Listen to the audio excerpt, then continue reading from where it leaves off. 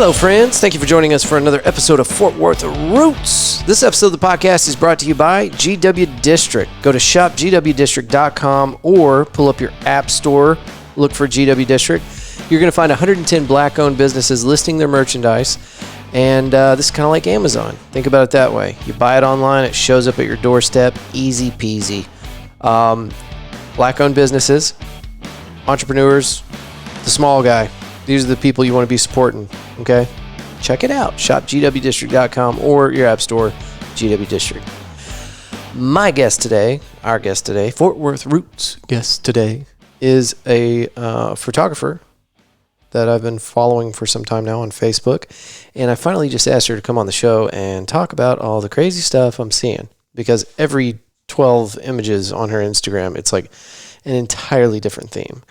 And she's doing stuff with her post-production that I have never seen before. In fact, next time we have her on the show, I'm going to have to ask her, like, how are you doing this? Because I don't get what's happening inside this picture.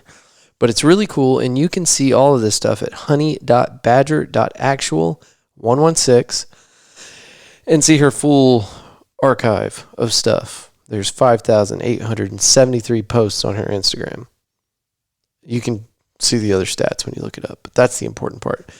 Lots of cool stuff. And anyway, that's the reason we had her on the show. I knew there was a bunch more to this person before we had her on the show, so I intentionally didn't ask her any questions because I wanted authentically to talk to her and figure it all out during a recording. So that's what we did. And what I found out is this is a very busy person. She's got a lot going on. So I'm going to stop talking now. Let's give it up for our guest today, Alicia Leeann. And thanks for being here. You're the reason I do this. No, not in general. I mean you. Yes. Yes, you.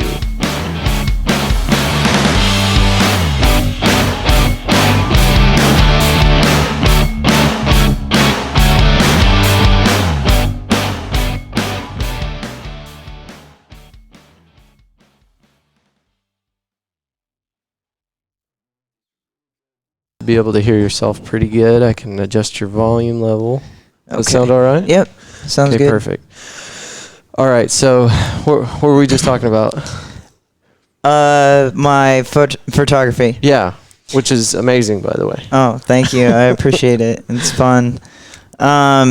So yeah, I can do a lot of stuff with the videography and stuff. I've been dabbling in that for about the last 3 months, and it's just, I'm sitting there and I'm on my phone constantly just learning. That's kind of how I am, is I always want to be learning. I've always been like that. Mm-hmm. So I've never kept a boundary on myself where I sit there and think, oh, you can't do this because you're doing this, or you're this way, or whatever. So I'm always doing something. Yeah. Yeah, well, you're extremely active. I don't know how you keep up with all this stuff, because you'll put out some really amazing content one day, and then you're right back at it the next day. So yeah, and it's constant. It's every day. Well, man, it keeps the demons at bay, and what drives me is, I've been through a lot in my life, from the time I was born to the time through my adulthood and my young adulthood. And so I just try to pull the positivity out of negativity the best way I can. And, like I said, it keeps the demons at bay to keep moving. Yeah. The whole snow thing really killed me. I was just about to bring that up. Yeah. I was like, oh my God, I'm stuck in a hotel. What am I going to do? So I was like, going and doing something. I literally didn't stay put the entire time. I was driving, going to pick up stuff for friends, because I can drive because I'm from Oregon. But you've got that special endorsement. Yeah. And I used to drift. I had an 80s model BMW that I used to drift at the track in Oregon. Okay. So it's kind of the same, just with no brakes. What do you have now? I don't have anything. I actually sold my truck when I came to Texas. Mm-hmm. How long ago was that? 2 years ago, a little over 2 years. You're brand new. Yeah. I was so excited when I found out you were here, because I had it in my head that you were in Houston, and I don't even know why I thought that. I go to Houston a lot. I'm in Dallas a lot. I was in Dallas a lot more, training cops and stuff like that. You mentioned that the other day. So what's going on there? Why are you training cops? with videography, or what are you doing? No, actually, so I was a canine handler for 6 years. Okay. I worked with canines, and during, like, a little bit before that, I got certified as a Krav Maga instructor. Really? And yeah, so fighting's always been like a part of my life because my dad was an EOD and Ranger in the military. Mm-hmm. And so he got me into boxing when I was 5. And I've always been fascinated with the concept and the mentality that is given to you by martial arts, so I kind of adapt that to my life. And I've always been obsessed with Israel. So when I had the opportunity, a buddy of mine, I had just gotten 2 pieces of my rib removed in the back. Damn. And just for fun? No, I had a mass growing inside of it, and so they had to remove 2 pieces, and they cut about a 12-inch incision through my lat. Okay. And so I had just gotten out of the hospital from that maybe 2 weeks, and my buddy's like, dude, we should go try this Krav Maga thing. And I'm like, oh man, I don't know, like, because we just got done partying, like, back home. And he goes, no, let's go do it. And I still had like the steri strips. And so we go in, and now were you already pretty well versed with Krav Maga? I had done something, some stuff with like Roy Alanin. He's trained like Keanu Reeves and stuff like that. Oh, okay. So I had taken a lot of his courses, but a lot of his stuff is, I call it, no offense, Roy, but the Johnny Cage of Krav Maga. Oh no, because he's been in every movie. Or? Yeah, he's more like Hollywoodified. He sits there and he does stuff that looks cool. Yeah, rather than functional. Did you see? I can't remember which one it was. I think there's like 20 of them, but there's a Born Identity, and that was the first time I think Krav Maga like had a kind of a spot in a movie that was very badass. I believe it had. I wonder if he trained Mark Wahlberg, or was it Mark Wahlberg? No, it wasn't. I think you're talking about the one with Angelina Jolie, because she did Krav, and that was like a main. She was in Born Identity. Born Identity. I mean, Krav Maga is called. It's kind of silly because a lot of the time you'll see Krav used in a lot of movies, just because Krav Maga pulls from all different types of martial arts, whatever works. It's the only evolving martial art out there. I wouldn't even say it's really a martial art. It's a self-defense because it's still used and practiced by the Israeli military. Right, yeah. That's kind of where, that's its origin, right? Yeah, Israel. Yeah. So...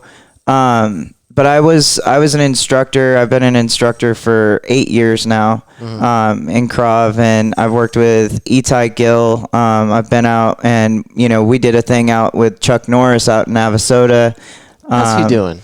He's doing good, man. Like him and his wife and his kids, they're amazing people. Yeah. And I remember going to his house for the first time, his actual house, and I was like, the biggest thing that I've always tried to do is empower people. And when I was standing at his actual front door, I was thinking, man, if I can do it, you can do it. Like you can do whatever you set your mind to. Yeah. And so when I met him, I went straight for his dog and started playing with one of his dogs. And the dude, he has a TV that is like 4 inches thick still. Okay. That's his flat screen, and still works. Yeah. He's just a very down to earth person. They're not about money. They're just such amazing people. And, I feel blessed to know them and have gotten that opportunity because,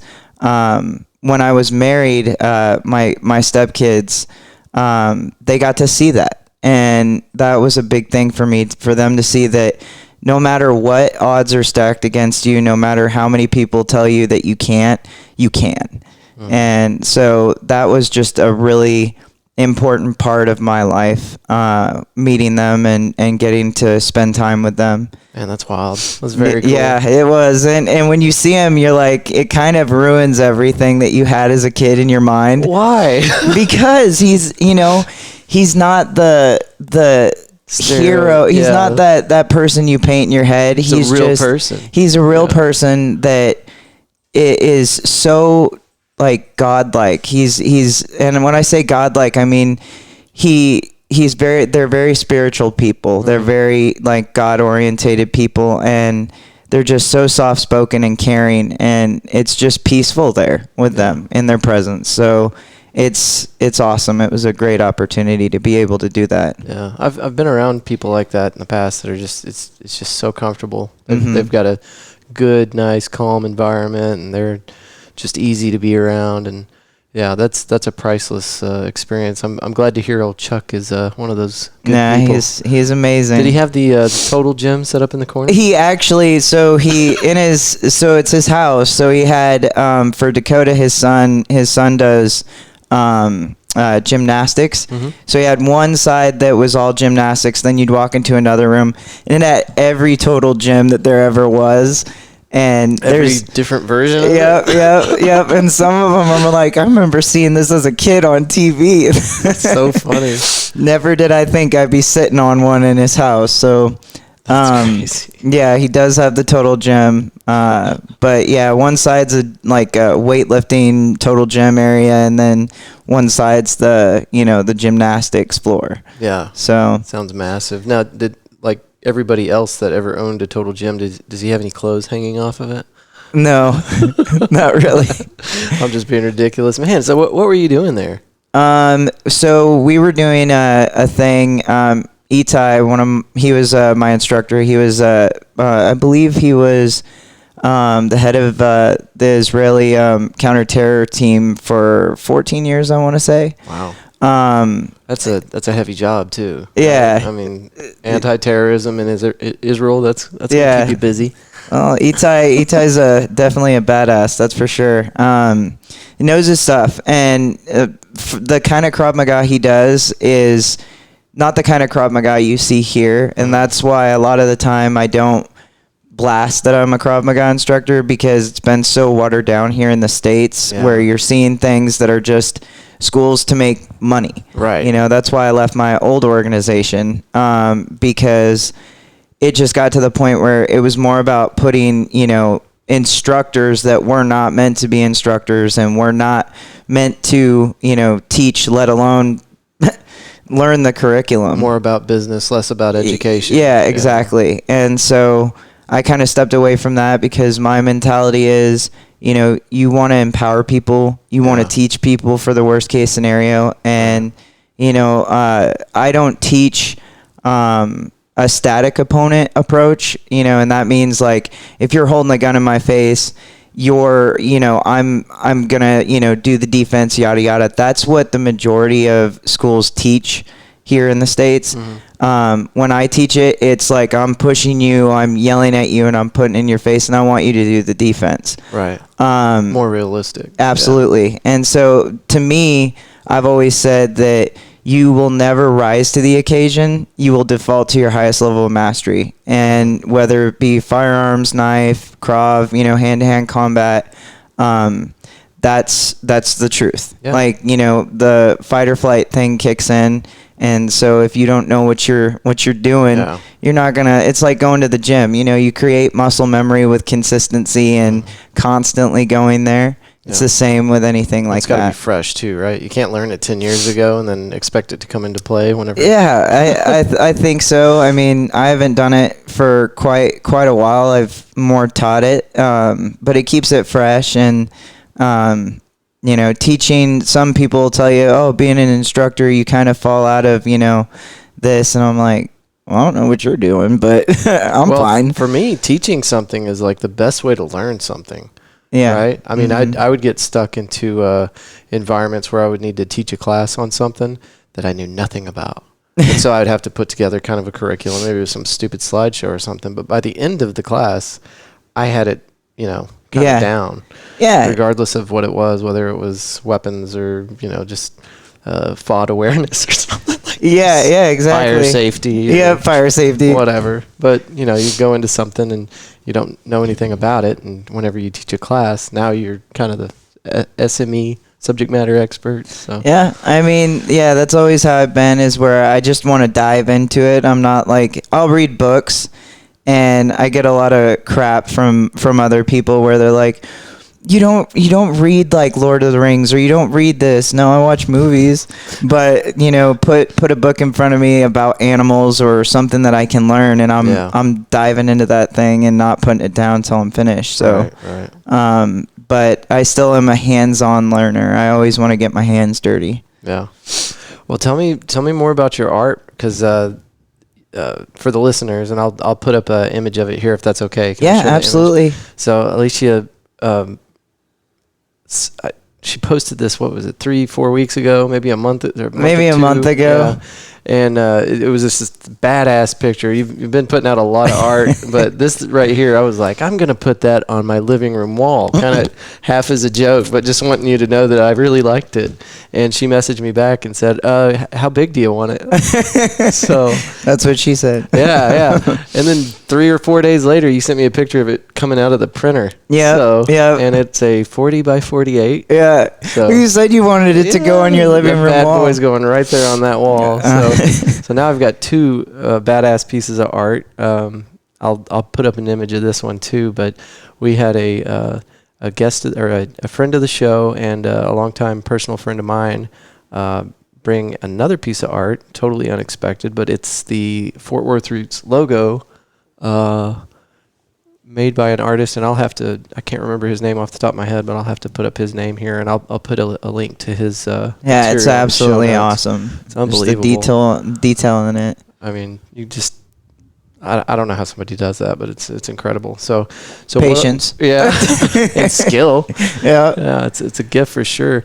So what are you doing with your art? I mean, I know it's too detailed and too perfect to be just Instagram stuff. So there's a story behind it. As a kid, I was always taking pictures, and I would run 6 miles a day every day, and I would take pictures of flowers and everything, not realizing that I really had a gift. I just enjoyed it because I enjoy being outside, and I'm very spiritual. I believe in God, so I like capturing those moments and appreciating them. So growing up, I was like, I had friends that were photographers, and I'm like, sure, everybody's a photographer, whatever. But I was starting to take pictures for the trainings I was doing up in Dallas with the officers and the canines. And so when I wasn't in the decoy suit getting the shit bit out of me, I was taking pictures and videoing it, and it just so happened to land in Canine Cop magazine, and I still didn't get it through my head that I had talent. I didn't, I'm just like that person that kind of just floats and just goes everywhere and is just chill and like, whatever, this is cool. I'll do this. I'll do that, so I brought a friend.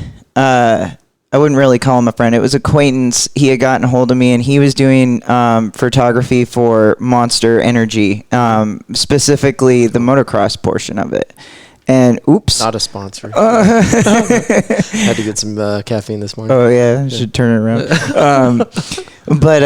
So I took him up there, and it was like pulling teeth getting him up there because for long story short, he just kind of blew the whole thing, and I tried to walk him through of what he needed to do. And the sheriff up there in Dallas wanted a calendar, and he wanted this and wanted that. And there was a couple people that were, trying to be undercover, and he had taken face shots of them. So I got a call, and the sheriff was not happy with what happened. Right. And not that you knew. How would yeah, you know? yeah. And so, this guy had put it on his Instagram. He put it on his Facebook. He put it on his website. And I'm like, bro, please take it down. And he's like, no, it's my art until they pay me. I'm not doing anything. And I'm like, they're not going to pay you because you didn't do what they asked. Jesus. Yeah. So it got me in quite a mess. And I said, well, what can I do? And he goes, fix it. You take the pictures. I'm like, Nice. What? You can do it. You can do it. I was like, huh? And so what were you using? What was your camera? I didn't have a camera. I had a cell phone. Oh, damn. And through all of that. And so I'm like, well, I don't have a camera. Get one. And so I was like, okay, shit. And my best friend in the absolute whole world ended up putting this Sony A7 mirrorless camera in my hands. Mm-hmm. Excuse me. And so I ended up saying to myself, I have never used one of these in my life. And, well, it can't be any harder than learning a badass tactical rifle scope. So I went to the skate park because it's different when you're catching the movements of the dogs. They're fast. And it's so different when you're shooting. It's like a rifle scope where you're not getting the focus outside as you're looking into the lens at the same time. Mm-hmm. And so what I did was I went to the skate park. I went to soccer games. I went anything in 2 days. Yeah, anything with motion to capture what I needed to capture. And I got familiarized with it, went out to Dallas, killed it. Nice. And so from that point on, I still wasn't convinced. And I ended up going to Austin one day, and it was like 11 o'clock at night. And I'm like, man, it's freezing outside, but I want to go take some pictures. It's a clear night. And I took a picture of the St. Mary's Church near the capital of Texas. Okay. And I was freezing, and I was like, oh my God, it's so cold out here. Like, my hands weren't functioning, and I'm like, I don't like this. And I kept taking a picture, and I was adjusting, everything. And finally, I saw the progression of my learning capabilities, and I got that perfect shot. Nice. After, like, what? Do you have 300? Yeah, 300 let me show photos? you the picture. I'll show you so you can see it. So you kind of get an idea of, because this is absolutely no editing. And for a while, I was doing it to where I was like, no, editing's bad. No, filters are bad. No, doing any kind of, filter on a photo is bad. Photoshop or whatever it may be. And so while you're looking that up, would it be okay if you send me some of these pictures and I'll put them on the video? Absolutely. I will be happy to. If y'all are listening and you're not on the YouTube channel, if you go to YouTube, Fort Worth Roots, I'll have some of these pictures up that Alicia's done that she's talking about right now. Let's see. And we got Pancake here today. Yeah, Miss Pancake. Miss Pancake is a 3-year-old, how do you say it? Belgian Malinois. Which is, I think, is that the same dog from John Wick 3? Yeah. Oh, God, don't get me started on that movie. Oh, my Lord. Badass movie. No, it was not. Come on. No, it was so inaccurate. It wasn't even funny. I actually walked out of that movie. I couldn't. It was the dogs? The dogs, the knife scene, because knife is my thing. I'm very proficient in knife. And when I saw what they were doing, I was just like, what are you guys doing? I'm going to have to go back and watch it again and see what I can pick it up. All right, so you're going to have to send me this picture so I can put it on the video. And this is which cathedral in? That's St. Mary's. In downtown Austin? Yep. Next to the Capitol? Yeah, very close to the Capitol. This is beautiful. And so this is like picture 300? Yep. Yep. So I wanted to get into photography, so I got myself a Nikon, and I can't remember what model. It got stolen a while back, and I've mentioned this tragedy probably a dozen times on the podcast, but I had my truck parked over in Deep Ellum in Dallas, And like an idiot, I left a bag out in the back seat. And when I came back, it was gone. So anyway, but I got the camera in like you were talking about. You know, you got to figure out all the different settings and what works, and low light, high light, slow speed, high speed, light and speed combined. And, anyway, it was fun to mess around with. It was super basic. Got a couple of prime lenses. And then one day I just walked up to the first sergeant and I was like, hey, this is in Kuwait. I was like, I want to be the unit photographer. And he was like, you got a camera? I was like, yes, first sergeant. Okay, I have a camera. He's like, all right, well, we got some Marines are going to get on a helicopter in the morning with one of our pilots, and they're going to be jumping out at 11,000 feet. Hell yeah. This is day one of me telling him I wanted to be the photographer. Oh, my. Having just bought this thing over at the exchange, and you're like, just what barely have I it just figured done? out. I'm like, I better figure this out. So Yeah. I sat down with a buddy who had a Canon, and he was trying to help me as much as he could. I went up the next morning at like 4:30 in the morning. And have you ever been in a helicopter and gone to 11,000?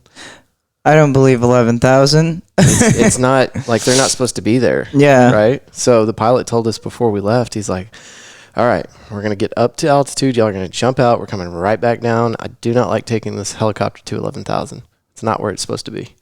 And, you know, me not being a pilot, and I'm just like, okay, whatever. He's just trying to be whatever, dramatic or. Yeah. So we get in, we take off, and I mean, it was a slow climb. And like, you can start to feel it shake. well, there was that, but the other scary part was like the sound changed. Oh. So it was like woof, woof, woof, woof, woof, woof, woof, woof, at like and boom, at 4,000. Yeah, and the higher we got, woof, woof, yep, that's what 11,000 sounded like. Yeah. And I'm like, slowing he it down. wasn't kidding. We got to get out of here. And those Marines started just barrel rolling out of the helicopter. I got a couple of cool shots, and that's awesome. I would love to still see have them. them, so I'll put them up on the video. There's gonna be a lot of pictures in this video. Yeah. So, but it's fun, and you know, I'm nowhere near what you've got accomplished there. But that's the thing. You know, a lot of people come to me, and I take pictures of everything, and which brings me to the real big reason why it drives me is, it calms me, and it focuses me, and photography to me, when I see somebody else's photography, I'm inspired, and I'm more reading a story than looking at a picture, because to me, do you ever remember the old VHSs where you'd flip it on the back and you'd have like certain, you know, illustration photos to tell you and get you psyched about the movie? Yeah. To me, photography... You're talking about on the case. Yeah, on the case of it. And photography is like, we could take a picture right now, and there's things that you're going to see in that picture that you didn't see with your eyes because your senses are so heightened and focusing on certain things that you're missing the moment. You're literally stopping time when you take a picture. Yeah. And you're able to keep that for the rest of your life. A buddy of mine, I took a picture of his daughter,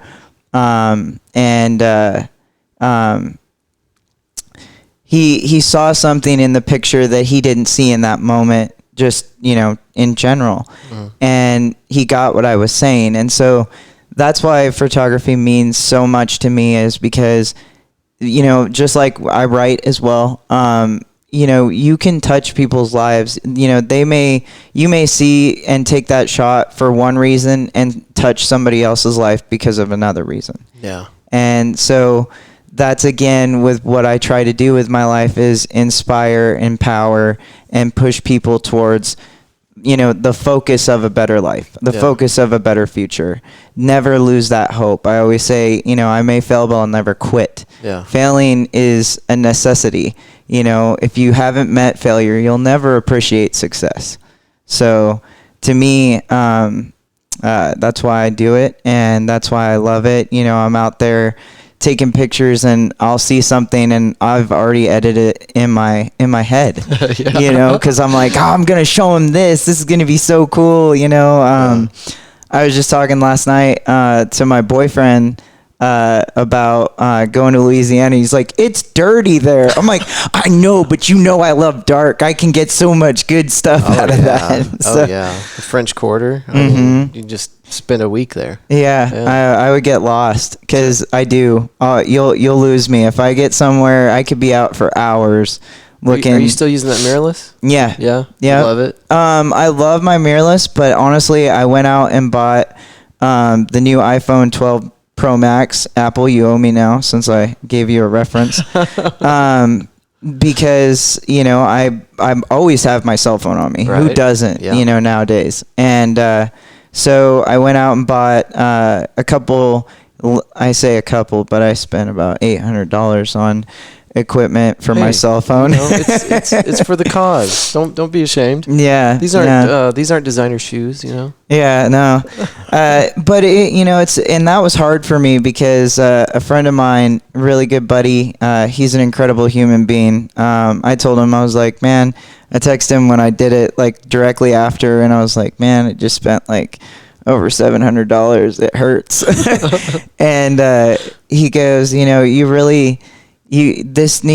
believing in yourself when you do that. And I was like, it's hard, you know, to sit there and buy stuff for myself and believe in myself in that way. And just the way, you know, he put it meant so much to me. Yeah. And that's true. We have to invest in ourselves, and it's believing in ourselves. And a lot of my life, you know, I've been attached to a ton of different people that have used my gifts and then discarded me, which is completely fine, because again, with pulling the positivity from negativity, I'm always like, hey, it's a lesson. I'm going to be using that not just in that moment, but, you know, 10 years down the road, you know, I have things that I, you know, that, and I know that my energy that I put into that person is eventually going to help them. Yeah. No matter what the outcome was, no matter how we parted ways, whatever.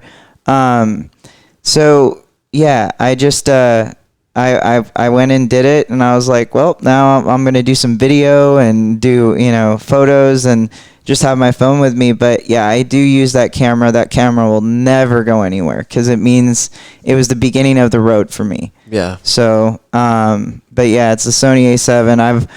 I've been looking at the Sony A7 3S. How much do they want for that one?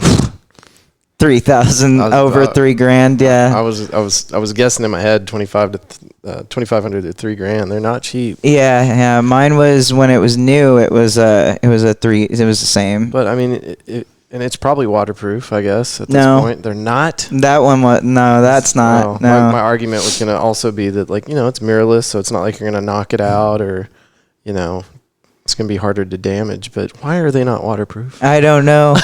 Especially with me, I'm always like walking out with my phone. I'm always dropping it. I'm like, oh my God, is the lenses okay? Yeah.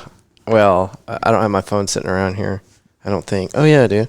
Look at this bad boy. It's just all busted up. Yep. I can't stop dropping it. You need a case. Well, so here's the thing. This was like the reason I got this stupid thing. This is a G8X ThinQ by LG. Who cares? But it came with a second screen. So like the case was like, it snapped into a case that had a screen. So now you have two screens, and then you closed it, and it kind of had like almost a third screen. Like it wasn't as detailed or whatever. Yeah. But that was the case.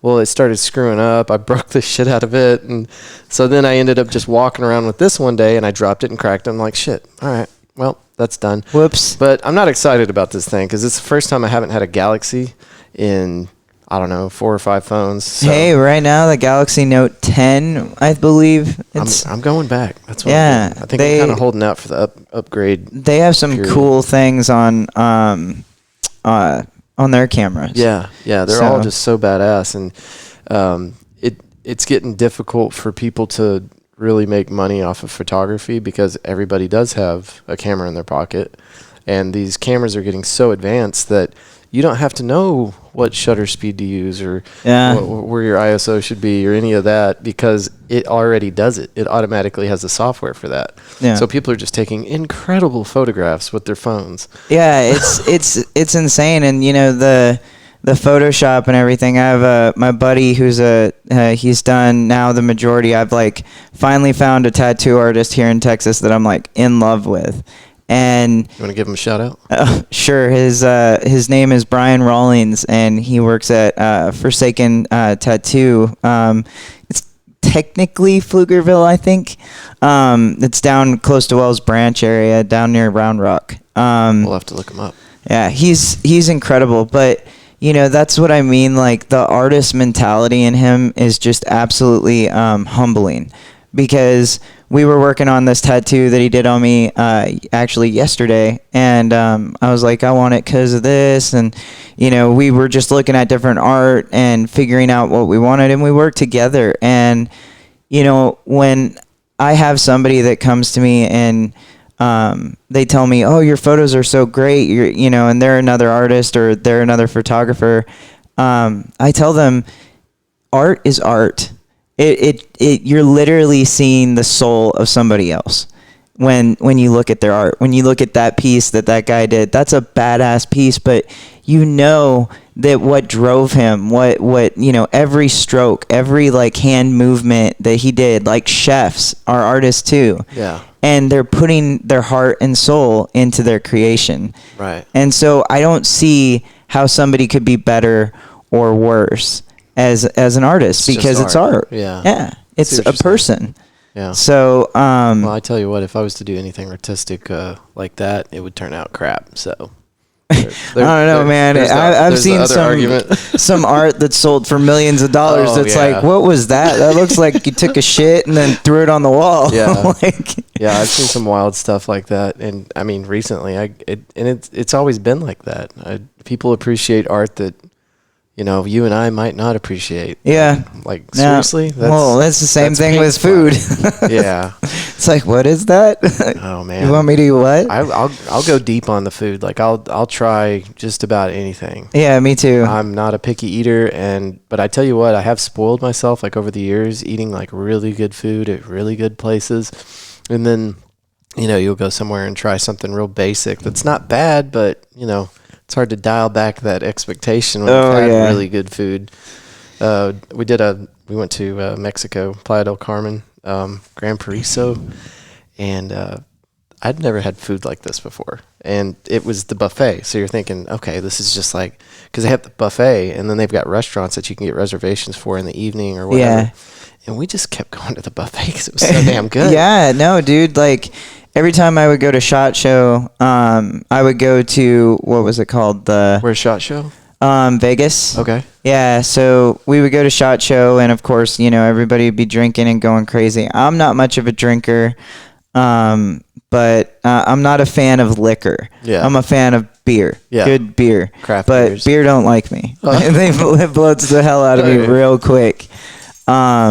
So we went to the Aria buffet. Mm-hmm. Dude, every freaking station you go to is like an absolute freaking restaurant, and it was so good. They had macaroons that they were making in front of you. I'm just like, oh my. I've never had a good macaroon ever. Yeah, they're hard to find if you don't make them. I can make them. I love to cook. Yeah. Like that's a huge passion of mine. You know, when I got to meet Gordon Ramsay for the first time, I was just like, oh my God, you saved my life. You know, like Gordon Ramsay, is he the one where he puts bread on either side of someone's head and says, what are you? You're a stupid sandwich? No, I don't. I've never heard that one, but he's the one that does Hell's Kitchen and Master Chef and all that. I think it was Hell's Kitchen, and it was some meme that was circulating, and he had a piece of bread on either side of the person's head. You're like, a dumb sandwich. You're like a dumb idiot. It sounds like something he'd say. So what's that guy like? He's absolutely down to earth. He's very, very polite and caring, and he kids all like nonstop. Yeah. He's just a real big treat to be around. He kept, he kept looking at me, and I never have gotten starstruck. I've met a lot of stars, and he was just like, oh my God, this is Gordon Ramsay. I can't do it. I can't do it. Like, I can't, because we were at a celebrity exclusive party, so you weren't getting in unless you were on the list. And he was from afar, and I was like, I can't do it. The next day I did it, but he changed my life, because after my mom died, I went through some dark times, and I was just flipping through the channels, and I ended up seeing his stuff, and he was talking about, what he had been through and what food, and cooking does for him. And I was like, well, what got you into cooking? Yeah. Well, I mean, I did it with my mom and my dad. They love to cook. My sisters loves to cook. And so that was just a big moment for me, like an epiphany again, like with the photography, that I didn't realize I had a passion. I didn't realize I had a gift. And, my boyfriend all the time, he's like, I don't like this restaurant. We should have just stayed home and you should have cooked. And I'm like, this is what I'm saying. Like, I'm not necessarily like, if somebody makes me a meal, I'm not picky. But if I go out and I spend a good amount of money on a meal, I expect it to be better than what I can do. Yeah. Like, so, but yeah, he was just a very down-to-earth, good-hearted human being, and the aura around him, he's funny. He doesn't walk around thinking I'm Gordon Ramsay and bow at my feet. It's like, oh, hey, what's up, how you doing, what's your story? And one of the good ones, I will say the one that I hate the most as far as celebrities that I've met, it'd be Steven Seagal and Dennis Rodman. They can all suck a dick. And I hope you got that. I hope you don't edit that out. No, it's in there. It's find me. So, Steven Seagal, he's such a funny character, and he comes up in conversation with a friend of mine all the time. Because he's horrific. So ridiculous, but you just gotta love the content, just because it's I mean, I was cautionary tales. I've been around him about 6 times, and I have friends that have worked like his personal detail very closely with him. And when I was at SHOT Show, my first SHOT Show, my buddy Ray was like, yeah, fuck, he's here. And I was like, oh, wow, Under Siege. I love Under Siege. I love that as a kid. I get to do that and meet him. And, oh, man, what a dog.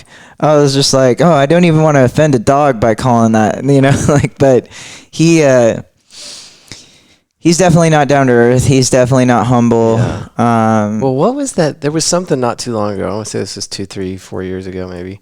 But he was training with like Anderson Silva, I think, and the guy like called him sir or something, and Steven Seagal turned around and said, "You can call me sensei." Oh God! It was something like that. It might not have been Anderson. He's like that. It might not have been Anderson. He Silva, is, and it was one of the big name guys. I really didn't take the time until he seeked me out to really talk to him. I just watched him with how he treated people, and again, I'm a big person on, I don't care what your political views are. I don't care what your religion is. I don't care who you like to sleep with. Right. I just want you to be a good person. Right. And very fair. Yeah, and treat people fairly. And when you have something like that, you have the ability to reach the world further than most, then you need to be an outstanding person, right, and try to change the world as best as you can. Yeah. You get a lot more power than absolutely just some individual that doesn't have a platform. Yeah, right. Star Wars reference, with great power comes great responsibility. Or Spider-Man, right? Yep. I'm not a fan of Spider-Man, but no. The newest like Marvel kind of recreation of Spider-Man was kind of cool. Like I do like the new kid. Yeah, I like him. He kind of saved Spider-Man for me because Tobey Maguire trashed it. Jesus, man. Yeah, we're all still upset about that. Because like as a kid watching the cartoon, it was awesome. The cartoon that would come on Saturday mornings or whenever it was, that was a really cool cartoon. And so whenever they were going to do Spider-Man, You get really excited, and then Tobey Maguire shows up. Yep. Everybody leaves the room. Yeah, it was very depressing, that movie, both of them. And then the one kid that did it, he played on what was it, Hacksaw Ridge. Was that a series or? Yeah, he was a peaceful what was it called? The guys that don't carry a weapon, they won't shoot in war, in time of war. But they're still serving in the military. I mean, I know you've got people that have positions like that. You got photographers. You got people holding the. Is this like Civil War times? You got the guys out there with the flags. You just no, you got to look it up because it was an absolutely incredible movie, and he played Spider-Man before he did that role. Oh, okay. Yeah, and he was more adding in the parkour because he did that, and so I was like, okay, maybe I'll give Spider-Man a chance. And then they had the kid he dances, and so that's another thing I've dabbled in was I did competition dance for quite some time. Yeah, so it kind of goes with martial arts, but Mom was into dancing and music, and my dad was into fighting and smashing and sports. Yeah. So so I feel like I have a good balance. Yeah. Well, you're just into everything creative. I am. I am. That. Yeah. Love creative people like yourself. I'm trying. I'm trying to kind of correct the course of my life and kind of lean into that a little bit because I feel like there's a lot more joy and reward in doing things like that, the artistic side, the creative side. Well, there is, because when you become, I always tell people you have to be self-transparent with yourself. Mm-hmm. And if you don't like the person in the mirror staring back at you, ask yourself why and fix it. And a lot of people say, well, that's not that simple. Well, it is. It just takes consistency. Yeah, it's hard as shit. Yeah. I'm not telling you to go to the gym and get, muscles in one day, but that's life. You go in there, and if it's not a challenge and it doesn't challenge your mind, you're not going to go. You're not going to, sit there and go with it. And I think that's why listening to your podcast prior to doing this, I think that's what you like. You like meeting people. You like hearing their creativity, and it makes you more creative. And that's it. Like I told you with the photos and photographers that I work with, just being around them and hearing their creativity, that's empowering. Well, and there's a lot to it. You've heard it said 1,000 different ways, 100 different times, but you are the people in the environment that you surround yourself with. You know? And I didn't know what I was getting into whenever I started the podcast, but meeting people like you has just been so great. And every single guest that I bring on, it's just this new experience. And if I didn't have the podcast, we would never have met. Yeah. So that right there is my number one 99.9% reason for the podcast now, which I didn't know it was going to be that. But moving down here to Austin and not knowing anybody and then reaching out to people for the podcast has kind of kept me sane because I don't know anybody here. Yeah. But I'm meeting so many amazing people. Yeah. And I get to add you and Pancake to the list now. Yeah, Pancake had a lot to say when she came through your door. Yes, that's okay. I had to know who was running this shit. Yeah, everybody asked me, well, why'd you name her Pancake? Well, her name was supposed to be Eowyn because I am a big Lord of the Rings fan. Really? Okay. My dad used to read me the books when I was a kid, and God, I've heard those books like probably 15 times, all of them. And I was going to name her Eowyn, and Eowyn is the one that cuts off the ringwraith's king's head. Okay. And says when he goes, no man can kill me, she's like, I am no man, and then cuts his head off. And I always love that. It gives me goosebumps still just saying it. And then I was going through my first official show prep, and I was like, oh my God, I'm not a sweet fan. Like, I don't crave sweets too often. But I was just like wanting Pancake so bad. So I'm like, your name is going to be Pancake. That's kind of went the other direction with that. Yeah. So she's my sweet girl. So I was researching this breed of dog because John Wick 3. Yeah. And I love dogs. It's killing me that I don't have one right now. But like I told you, I'm working 80, 90 hours a week. Yeah. I don't have time for a dog. Yeah. And it would not be fair to keep that thing in a kennel all day or stuck at the house by itself. So I just can't do it. But I'm crazy about dogs. And this one, if I'm not mistaken, they were saying like it is a one owner dog. It is extremely like you got to stay on like the training. Like if you allow it to get away with stuff, then you just got to it's on your hands. It is an alpha mentality ruled dog. They will rule you if you do not rule them. Yeah. So it needs to be a balance of, positive reinforcement, negative reinforcement. And when I say negative reinforcement, let's just, make it clear, like a good thing of negative reinforcement, a good example for us as humans is like, for example, you'll be in your car and you won't put your seatbelt on. And it'll go ding, ding, ding, ding, ding. And you're like, oh my God, just fucking put my goddamn seatbelt on. And you put it on, and that's negative reinforcement. Yeah. So a lot of people that don't know the canine industry and they don't know canine training, they think when we say negative reinforcement, it's like hitting the dog or, being abusive to the dog in some sort of way. But it's really not. Yeah. No, it's you have to be. That's another thing about owning a Malinois. I actually was on a Malinois group, and not too long ago, this lady said, "I'm thinking of getting a Malinois. What's your best advice?" And I said, "Learn together, grow together." Yeah. Because that dog is unlike any other breed, and it will teach you things about yourself that you didn't even know. Like, wild. It is. Pancakes taught me a lot about me. There's, I have her as a service dog, but, she shows me, and like kind of like with the camera where I say there's things that you miss, but they see it and they feel it. And there's a language with dogs. That's why I've always done like stuff with canines, is because I speak their language. Like, for example, one of my friends was like, will you work with my dog? And she was telling me that she got in, she wanted to cuddle with her dog. And he growled at her when she got in his bed. And I'm like, okay, when he gets in the bed and you guys are like all snuggled up watching TV or whatnot, and he jumps on you, do you not yell at him to get off the bed? And she's like, yeah. I'm like, that's the same thing he just did to you. It wasn't being aggressive. It was telling you, these are my boundaries. Right. Don't. Yeah. Dogs, I don't believe are meant to be aggressive. I'm a big fan and advocate for the pit bull, pit bulls.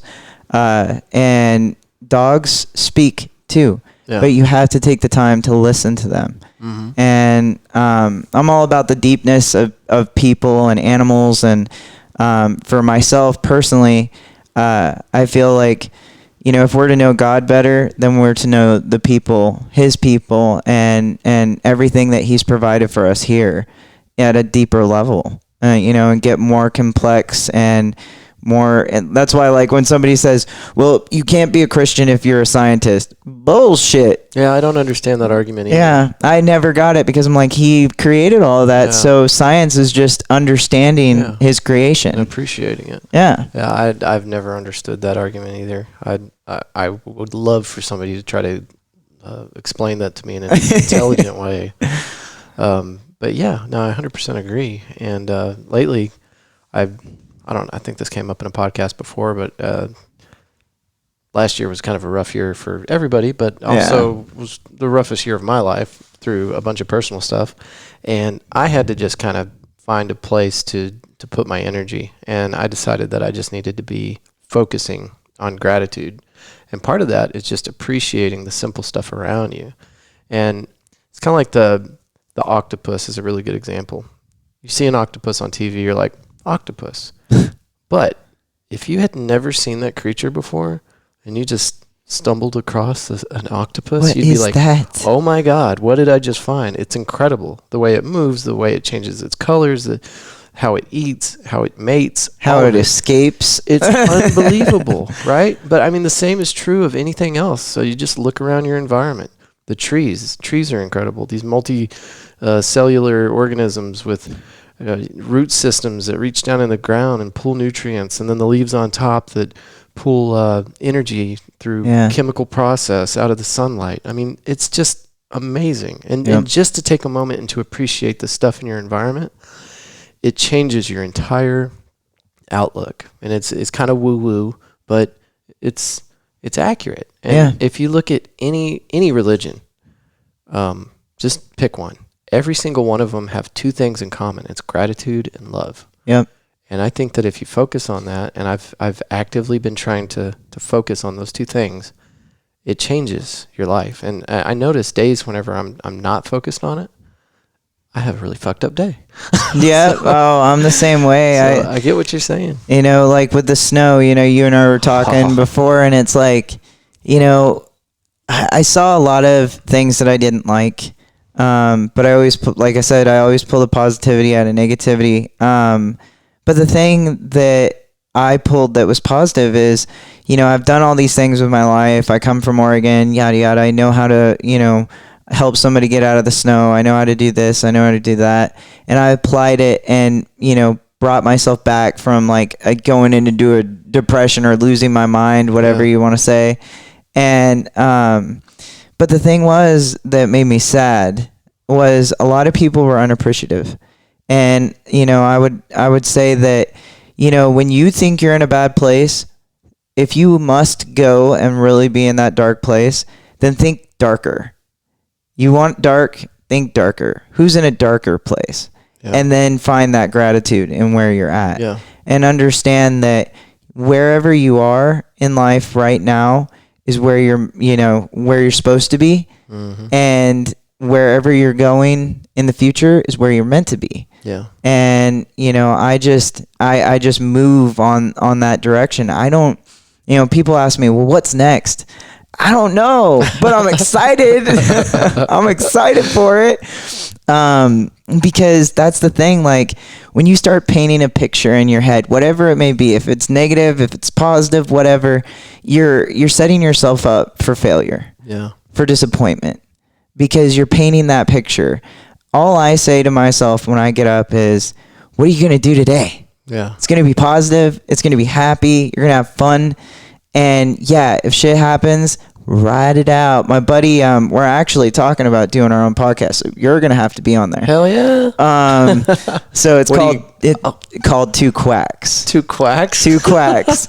Yeah. And so it's going to be me as an illustrated duck screaming under the water with my teeth. Cause I was like, everybody's like, you have such a great smile. So I'm going to have a duck with teeth, and he's going to have a duck he wears pocket shirts. Mm-hmm. And so he's going to have a duck with pocket shirt and a joint smoking. Nice.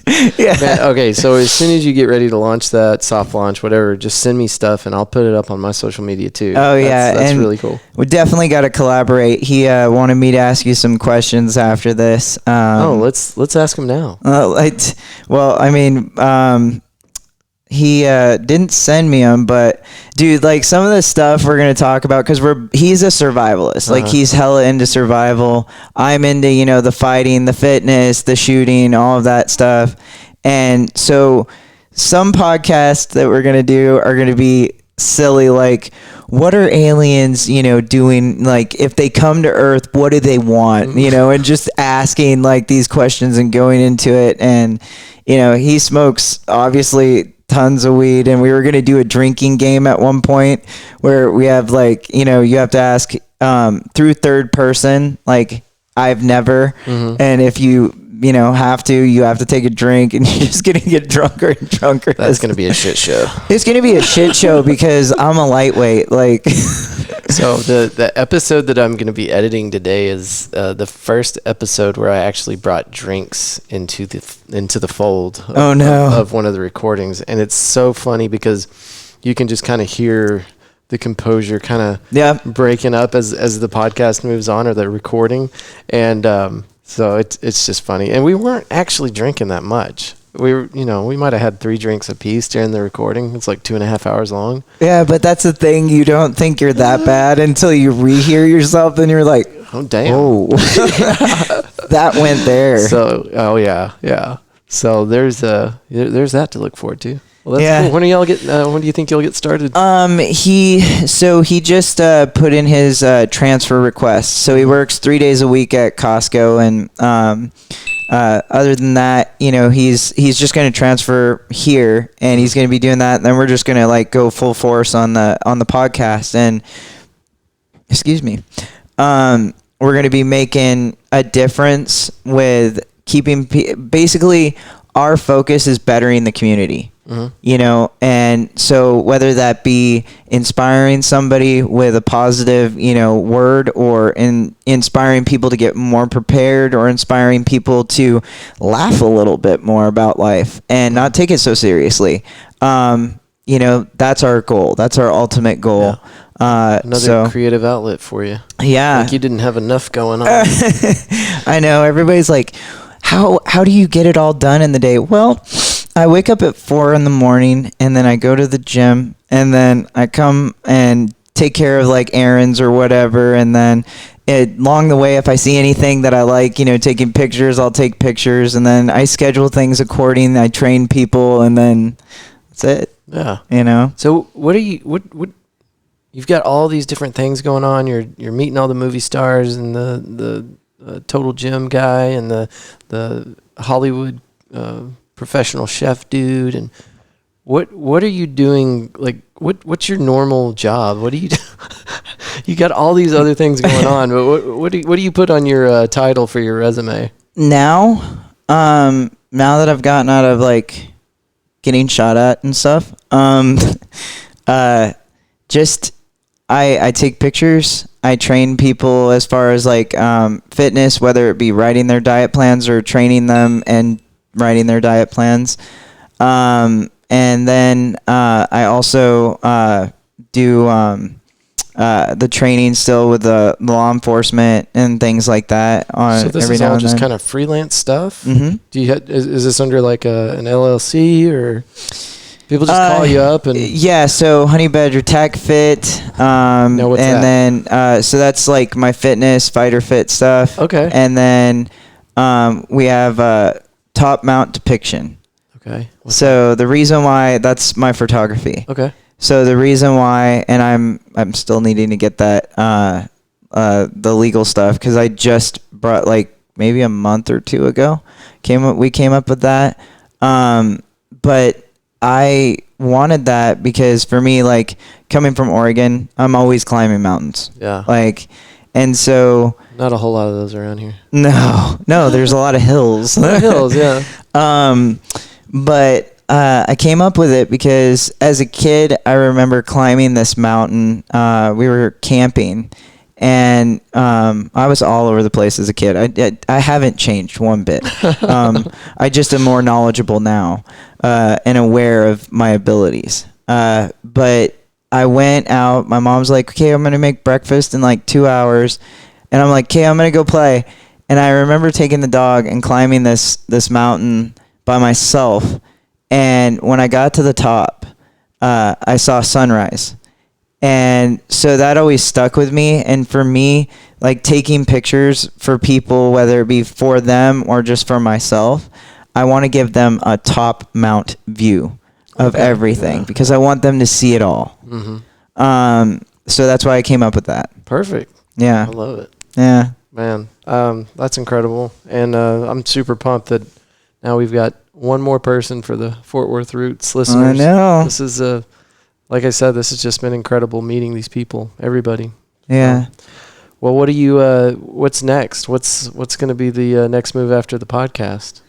Next move after the podcast. See, there you go with that. What's the next move? And I'm telling you, like my buddy that I'm doing the podcast with says it the best. Dude, I'm a duck, man. I'm just floating around. I'm doing my things. And he always says, if your ass isn't up in the air 90% of the time, you ain't loving life. There's so many implications there. Yeah, I know. And so, it's really just about being in the positive atmosphere, a positive mindset for myself. I fell off the bodybuilding for a while. Me too. Shut up. You look great. But I fell off of it in the sense of I didn't stop going to the gym. Mm-hmm. I fell out of love with it mentally because it became feeling like my marriage was, where it felt like a job. Right. And it was like, why is this, there's a song it just came on like my Spotify radio. I was listening to it, and it's like, why is love a battlefield? And I kind of correlate that to life, is if life is a battlefield and it's a never ending battlefield, you're doing it wrong. Yeah. Yes, we're going to go through hard times. Yes, we're going to have to fight to get where we want to be. However, if it's constantly putting you in a bad mindset, it's not worth it. And so I'm just like, is that really that necessary, or is that really that important, or is that like really cool over there? Yeah, it is. I'm gonna go over there. Yeah. And a lot of people, that scares them, that mentality. Like, my boyfriend always tells me, you kind of scare me. Like, because you're like over here and you're over here and you're over here. I'm just worried you're going to get bored.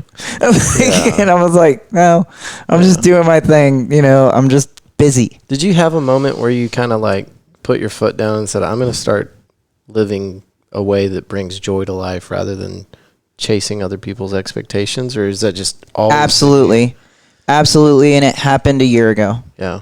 That's kind of where I was at. Yeah. Yeah. And it just, it happened when the camera was put in my hands. Yeah. Because I've always been confident in my capabilities, but I've never been confident in my looks. And you see, even in my photography, I use myself as a model to convey some of the pictures that I do. But that's me putting myself out of my comfort zone. So when I find something that I'm afraid of, I push myself out of it. That's why I did a bodybuilding show. Yeah. That's why I take those pictures. Everybody's like, oh my God, you're so sexy in this. And I'm like, thank you. I appreciate it. Well, it's true.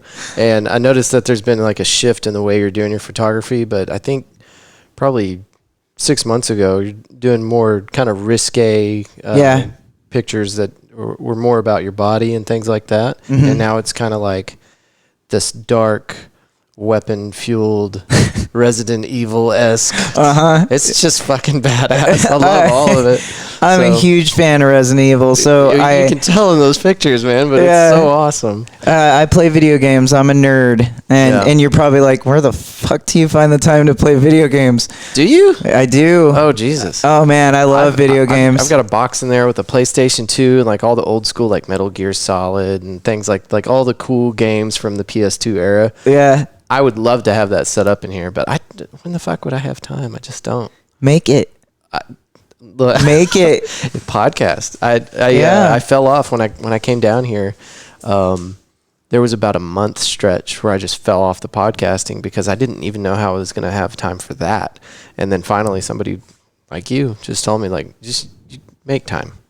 And so then I did. So I'm like working certain things that I care about back into my life. Well, you're doing like with the podcast, you're doing good work. You are creating an outlet and a way to reach those people that you're bringing on are able to have a further reach for touching other people's lives through your podcast. And it's not only inspiring you and it's not only helping you be more creative, but it's helping them and it's helping other people. And so that's just, and when you asked me to be on the podcast, I'm like, oh, wow. I was extremely honored. I should have asked sooner. Yeah, you should have asked sooner. Like I love who you are. I love, your energy and how calm and, charismatic you are. Thank you. But you're also very humble and grounded. So just keep doing what you're doing, man. Like I said, you asked the question of, was there a moment in time, I didn't go without fighting. Let's just say that. Yeah. It took my best friend to really pull me into the light, to be aware of myself. Yeah. And like I said, I'm confident in my capabilities, but I wasn't confident enough in myself to say, fuck that. You're not going to use me. You're not going to use my gifts. I'm going to be stronger without you. Yeah. And I'm going to do it for myself. Yeah. And I believe in myself. Yeah. And you said there was a shift in my pictures, and it's really, like I said before, it's a gateway into my soul, my heart, and you're able to see the growth in my pictures and the progress that I'm making in my life and what I'm appreciating and what I'm seeing. Yeah. Because I try to convey that in my pictures, and a lot of people say, well, I love the darkness. And I'm like, I love darkness because, again, with like we were saying about failure and we were saying about success, if you can't like appreciate the darkness and understand the darkness and be okay in it, you'll never appreciate light. Yeah. Because you don't know where you could be. Yeah. And people that haven't experienced that won't know what you're talking about, but one day they'll get it. Yeah. You know? And I don't know if it's an age thing or if it's just a random point in everybody's life where you get to a point that you just become humbled by what happens. I don't think I said that correctly, but there's a point I think in everyone's life where you're going to be knocked down to your knees and you're going to be humbled whether you're ready for it or not. And then at that point you have two choices. You can learn from it and grow, or you can just turn into a miserable piece of shit and hate your life for the rest of your existence. And see, that's why I think COVID hit everybody so hard, is everybody got in that repetitive motion where they were like, okay, I don't really like my wife or my husband, whatever the case may be, or I don't really like my job, but they were in a routine to where they became, I guess you could use desensitized or institutionalized, so to speak. And then they were thrown that curveball, and then they're like, I don't like this at all. I can't stand you. I don't want to do this. And lost their mind. And I think that's what we need to strive to do to ourselves, is make ourselves uncomfortable. Yeah. Make ourselves uncomfortable, because when we're uncomfortable, we are going to grow. We're going to learn. And then eventually we will find peace. And that's just where I've come to the point in my life where I know who I am. I know what I want. And I don't know what that's going to look like, what my future is going to look like, what I'm going to be doing. But I know who I want to be when I get there. Yeah. So at least you got a direction to head. Yeah. You know? Yeah, you're all over the place, but you kind of know where you want to end up. She's on your couch. Pancake. He's a gorgeous dog. And I'm putting a picture of Pancake up right now too. Awesome. So, all right. Well, shit, man. This has been great. Yeah. Before we get out of here, all the stuff. Where do you want people to find you? They can find me on Instagram. Oh my gosh, I don't even know my handle.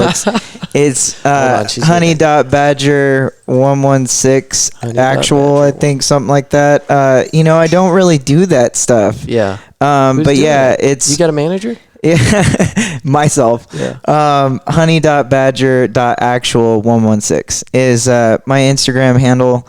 And then you can always find me on Facebook at Alicia Leeann. And you'll see me on there. It's Honey Badger. I got that nickname a long time ago from a SEAL buddy. Nice. He's like, you're so cute, but you're so vicious. I was like, shut up. Well, and now you can find Alicia's material all over Fort Worth Roots Facebook page, Instagram. So anytime somebody puts something out after they've been on the show, I try to share it. Awesome. And sometimes I'll miss it. So if you want something put up, just send it to me directly, and it'll go up the next. Just don't put any of my booty pics up there. Okay. All right. Well, I mean, if you post some booty pics, it might go up. Who knows?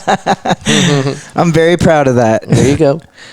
Yeah, man, your art's great, and I'm digging it, and you got to keep it up, and then collaborate with y'all's podcast or whatever y'all want to do. Absolutely. I'm always trying to get out there, and if you need somebody to hold a camera, I'm in. Oh, yeah. So, no, I've already thought, as we were talking, I was like, oh, I'm definitely going to take pictures of this motherfucker. Yeah. So, right. Pull you out your comfort zone. Yeah, no problem. All right. Well, I hit the outro music, and then we're done, and I will have you back on the podcast soon. Yes. All right, cool. Alicia, thanks. Fort Worth Roots. We'll see you next time. Bye. Bye. Well, that was